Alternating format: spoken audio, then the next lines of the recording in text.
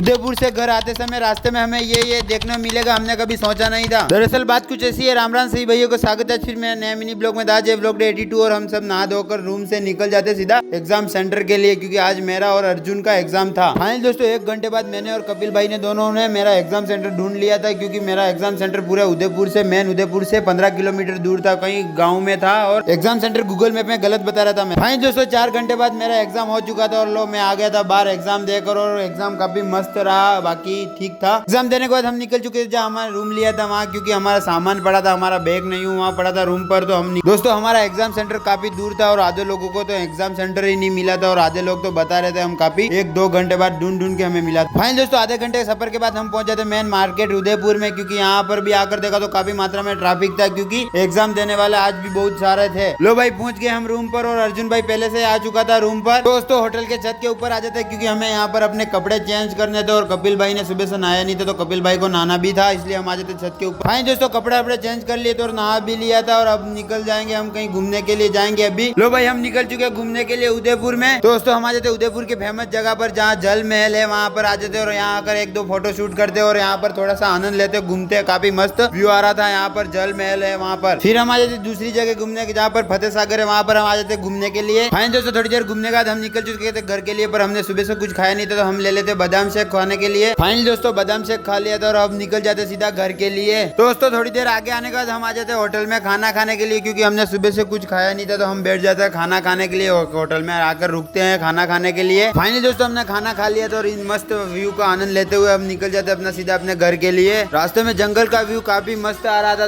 दोस्तों हम थोड़े से आगे आए, यहाँ कर देखा तो काफी भयानक एक्सीडेंट हुआ था, क्योंकि यहाँ पर एक बाइक वाला और एक कार का एक्सीडेंट हुआ था, जो की बाइक तो पूरी खत्म हो चुकी थी और कार आगे से डैमेज हो चुकी थी। फाइन दोस्तों थोड़ी देर आगे आने के बाद हम आ जाते जयसमन। यहाँ आकर देखा तो काफी मस्त व्यू था, और यहाँ पर रूठी रानी का महल है वो भी हमें देखने को मिला। दोस्तों थोड़ी देर घूमने के बाद हम निकल जाते सीधा अपने घर के लिए। हम थोड़े और आगे आए तो यहाँ कर हमें फिर एक हादसा देखने मिला, जो कि ट्रॉली पलट चुकी थी ट्रैक्टर की, और ट्रैक्टर भी सीधा खेत में जा चुका था। फाइन दोस्तों इन सब बातों को इग्नोर करते हुए कंटिन्यू हम आ जाते सीधा बेणेश्वर धाम पर। लो भाई हम पहुंच गए घाटोल में आकर हम रुकते उप सरपंच चाय वाले के यहाँ, क्योंकि हमें चाय पीनी थी और सबको चाय पीनी थी, इसलिए हम बैठ जाते चाय लेकर पीने के लिए। चाय पीने के बाद आधे घंटे बाद हम आ जाते सीधा अपने बाजार में। फाइनल दोस्तों हम पहुंच गए थे घर पर, और मुझे बहुत थकान लग रही थी क्योंकि बाइक पर बैठ कर। और आज का ब्लॉग यहीं समाप्त करते, मिलते हैं अगले ब्लॉग में। ब्लॉग कैसा लगा कमेंट करके जरूर बताओ। चैनल पे नए तो सब्सक्राइब करना ना भूले। धन्यवाद।